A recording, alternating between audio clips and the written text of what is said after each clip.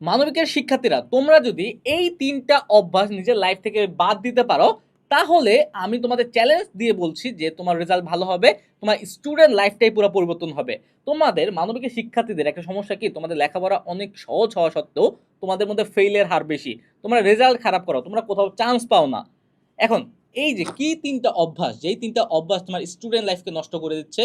First of all, mobile আসক্তি।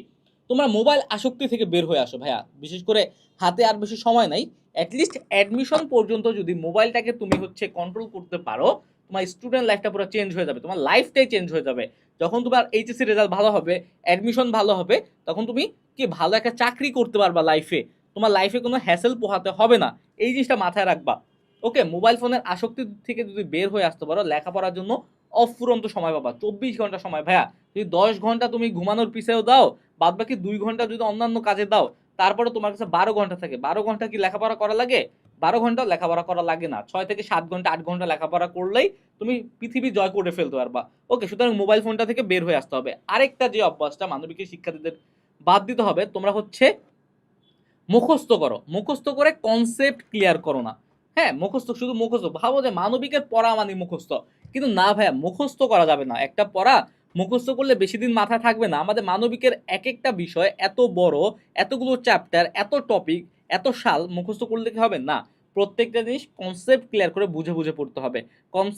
Concept clear তুমি তোমার ক্লাস থেকে করতে পারো, তোমার হোম টিউটর থেকে করতে পারো, বা যাদের ক্লাসও নাই, হোম টিউটরও নাই, তোমরা সিম্পলি আমাদের কোর্সে চলে যেতে পারো। আমাদের কোর্সে বাংলা, ইংলিশ, আইসিটি সহ মানবিকের সকল বিষয়ের প্রথম পত্র এবং দ্বিতীয় পত্রের ইন ডিটেলস ক্লাস দেওয়া আছে, অ্যাডমিশন ক্লাস দেওয়া আছে। তার পাশাপাশি তোমার 120টা এক্সাম পাচ্ছ। সব বিষয়ের 225টা অধ্যায় দাগানো বই দেওয়া আছে। তুমি দাগানো বই পড়লে ক খ গ ঘ এমসিকিউ সকল কিছু কিন্তু একসাথেই হয়ে যাচ্ছে, রিভিশনও হয়ে যাচ্ছে। এইরকম করে তুমি তোমার লেখাপড়াটা করতে পারো।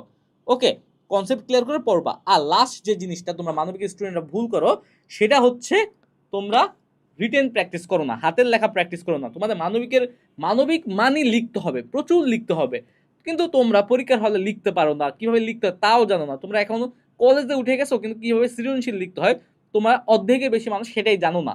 এর ফলে তোমাদের রেজাল্ট অটোমেটিক খারাপ হয়ে যায়।